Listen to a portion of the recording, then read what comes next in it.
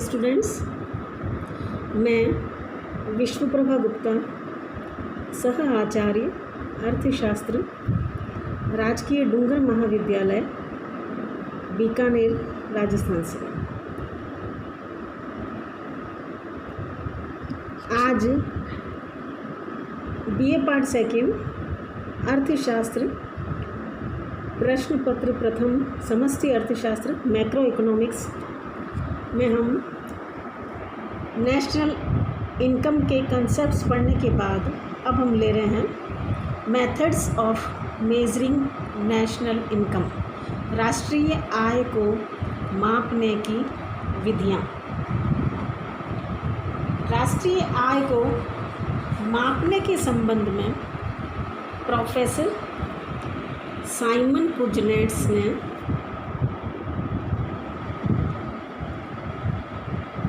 प्रमुख रूप से 3 विधियों का उल्लेख किया है। उनमें से पहली विधि है उत्पादन संगणना रीति, जिसको हम कहते हैं सेंसस ऑफ प्रोडक्शन मेथड।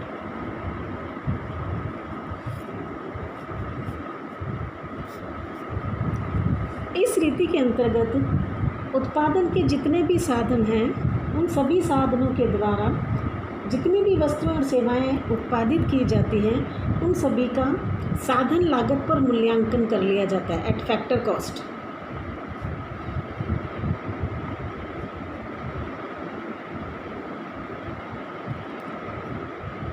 इसके अंतर्गत पहले हम अर्थव्यवस्था को विभिन्न वर्गों में बांट देते हैं, जैसे कृषि, खनिज, छोटे उद्योग, बड़े उद्योग, परिवहन, संचार एवं अन्य सेवाएं आदि।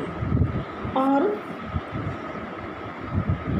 वर्ष के दौरान इनके द्वारा किए गए उत्पादन और सेवाओं के विशुद्ध मूल्य को जोड़ लिया जाता है। विशुद्ध मूल्य यानी कि नेट वैल्यू।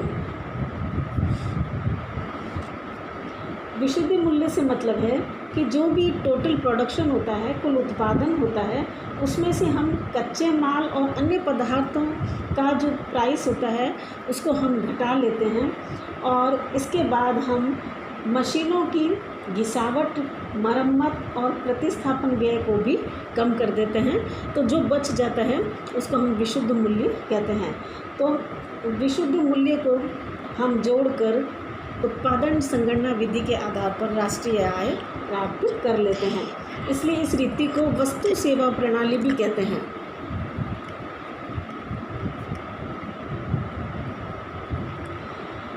अब ये विधि वहाँ पे काम में लाई जाती है जहाँ पर कुल उत्पादन की वार्षिक संगणना यानी कि एनुअल सेंसस की, वहाँ पर जहाँ प्रॉपर व्यवस्था हो, अरेंजमेंट हो, वहाँ पर ये विधि काम में लाई जाती है। और यह अर्थव्यवस्था की उत्पादन संरचना की तुलना करने में उपयोगी है। सैद्धांतिक दृष्टि से हमें यह विधि बड़ी सरल महसूस होती है, लेकिन इसमें कई कठिनाइयाँ हैं। और अगर हम कठिनाइयों की बात करें तो सबसे पहली कठिनाई है दोहरी गणना की संभावना।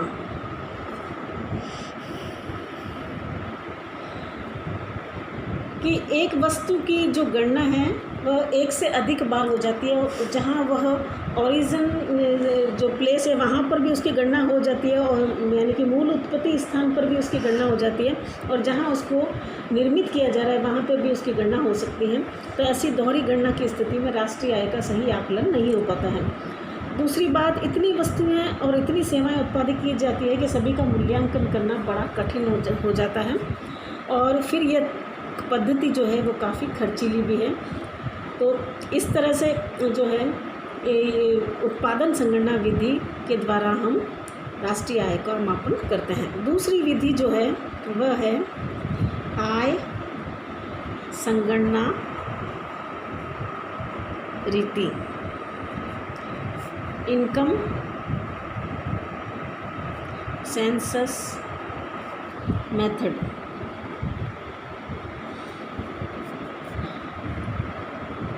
इस विधि के अंतर्गत डॉक्टर बाउले और रॉबर्टसन वो कहते हैं कि इस प्रणाली में विभिन्न व्यक्तियों की आय का हम समग्र योग कर लेते हैं, जिससे कि हमें राष्ट्रीय आय प्राप्त हो जाती है। और उन व्यक्तियों में आयकर देने वाले व्यक्ति और आयकर नहीं देने वाले व्यक्ति दोनों ही शामिल होते हैं। इसको सुविधाजनक बनाने के लिए सभी व्यक्तियों को विभिन्न आय वर्गों में विभाजित कर लिया जाता है। जैसे कि हमने जो है अलग अलग आय वर्ग बना लिए, जैसे 5,000 से 10,000 इनकम वाला व्यक्ति, 10,000 से 20,000 इनकम वाले व्यक्ति, 20,000 से 30,000, इस तरह से हम विभिन्न आय वर्ग बना लेते हैं। और उनमें जितने व्यक्ति आते हैं उनकी हम औसत आय निकाल लेते हैं, और एक वर्ग की औसत आय निकालने के बाद उसमें जितने व्यक्ति हैं उस औसत आय को उससे मल्टीप्लाई कर दिया जाता है, जिससे कि उस पूरे वर्ग की आय का पता लग जाता है। और इस तरह से सभी वर्गों की आय को निकालकर उनका जो है हम योग कर लेते हैं और कुल राष्ट्रीय आय हमें प्राप्त हो जाती है। अगर हम कहें कि जो इसको गणितीय सूत्र के रूप में अगर हम प्रकट करना चाहें तो हम राष्ट्रीय आय को इस तरह से लिख सकते हैं कि राष्ट्रीय आय बराबर लगान यानी कि रेंट, मजदूरी यानी कि वेजेस, प्लस ब्याज यानी कि इंटरेस्ट, और प्लस लाभ यानी कि प्रॉफिट। तो इस रीति के अंतर्गत दोहरी गणना का भय नहीं रहता है, और हमें राष्ट्रीय आय का वितरण किस तरह से हुआ है इस बात का भी हमें पता चल जाता है। और इसमें हम व्यक्तियों की आय को उनके पारिवारिक बजटों से भी ज्ञात कर सकते हैं, लेकिन फिर भी व्यावहारिक दृष्टि से इसमें कठिनाई आती है, क्योंकि सबसे पहली बात यह है कि व्यक्ति जो है करों के भय से आय सही मालूम करना इसमें कठिन होता है, क्योंकि करों के भय से लोग अपनी आय सही नहीं बताते हैं। फिर अशिक्षित और पिछड़े देशों में जो है आय संबंधी सूचना को हम विश्वसनीय नहीं कह सकते। फिर स्वनियोजित उद्योग और व्यवसाय में आय का जो मूल्यांकन है उसको ज्ञात करना बहुत ही मुश्किल है। और कई बार जो अनेक वस्तुओं, सेवाओं और सुविधाओं के रूप में जो व्यक्ति को आय प्राप्त होती है उसका भी मूल्यांकन करना कठिन है। साथ ही अवितरित लाभ जो व्यक्तियों में बांटा नहीं जाता है तो वह राष्ट्रीय आय में आने से छूट जाता है। तो इस तरह से इस प्रणाली की भी कुछ कठिनाइयाँ हैं। तीसरी जो रीति है वह है व्यय संगणना रीति, सेंसस ऑफ एक्सपेंडिचर मेथड।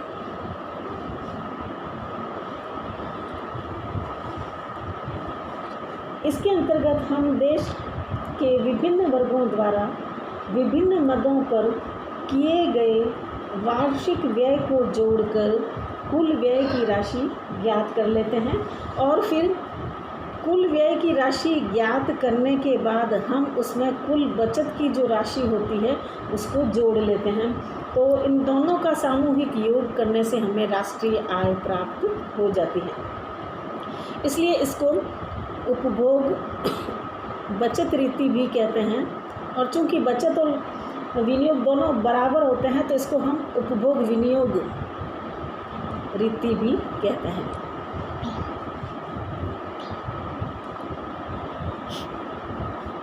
इसको हम फॉर्मूले के रूप में इस तरह बता सकते हैं, सकल राष्ट्रीय उत्पाद बराबर, जो आप पहले कंसेप्ट्स में पढ़ चुके हैं, बराबर C यानी consumption expenditure, I plus investment, G plus government expenditure, और X minus M that is income from abroad, उसको हम शामिल कर लेते हैं। लेकिन इस प्रणाली में भी कठिनाइयाँ हैं।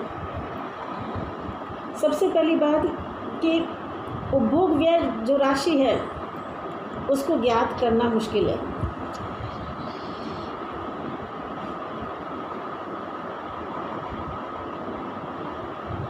फिर बचत और विनियोगों का व्यय प्राप्त करना भी बहुत मुश्किल कार्य है, और पिछड़े देशों में ये सूचना प्राप्त करना बहुत ही मुश्किल कार्य है।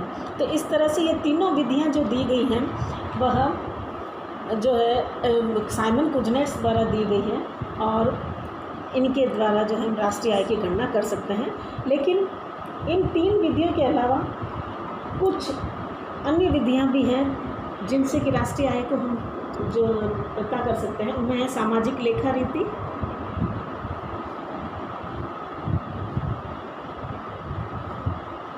जिसको हम सोशल अकाउंटिंग मेथड कह सकते हैं।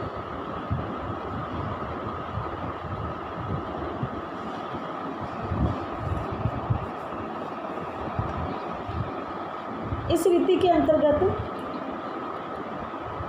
देश की संपूर्ण जनसंख्या को विभिन्न वर्गों में विभाजित कर दिया जाता है और वर्गीकरण में समान आय वालों को समान वर्ग में रखा जाता है।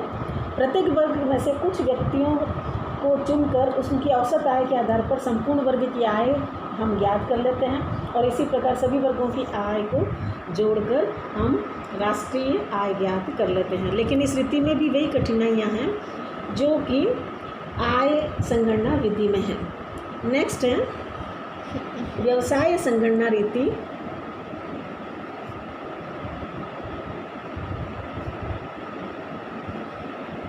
Census of occupation method.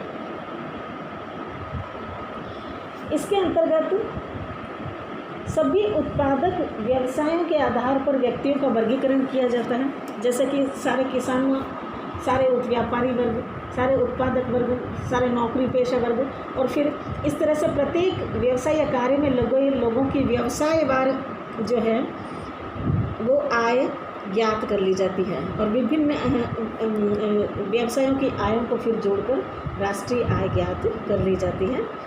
और अंतिम है उत्पादन संगणना तथा आय संगणना की मिश्रित रीति, मिक्स्ड और कॉम्बिनेशन मेथड, जिसको हम मिक्स्ड मेथड कह सकते हैं।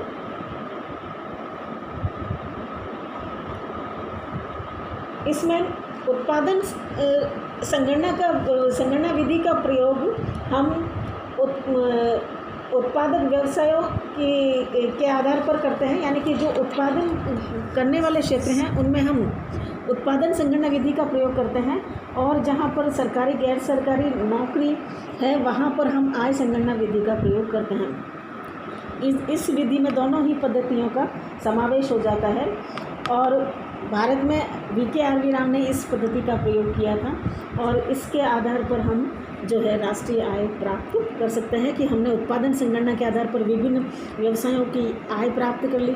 फिर हमने जो है आय संगणना विधि के अंतर्गत हमने विभिन्न जो आय प्राप्त करने वाले जो व्यक्ति हैं उनकी आयों को जोड़ लिया, यानी कि उत्पादक व्यवसायों की आय को हमने उत्पादन संगणना के आधार पर, और जो नौकरी पेशा वर्ग या अन्य वर्ग है जो कि सैलरी प्राप्त करते हैं उनकी आय को हम जोड़ लेते हैं और दोनों का योग करके हम राष्ट्रीय आय प्राप्त कर लेते हैं। तो इस तरह से ये राष्ट्रीय आय की विभिन्न विधियां हैं जिनका प्रयोग करके हम किसी भी देश की राष्ट्रीय आय का मापन कर सकते हैं।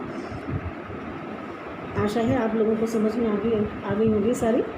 Thank you.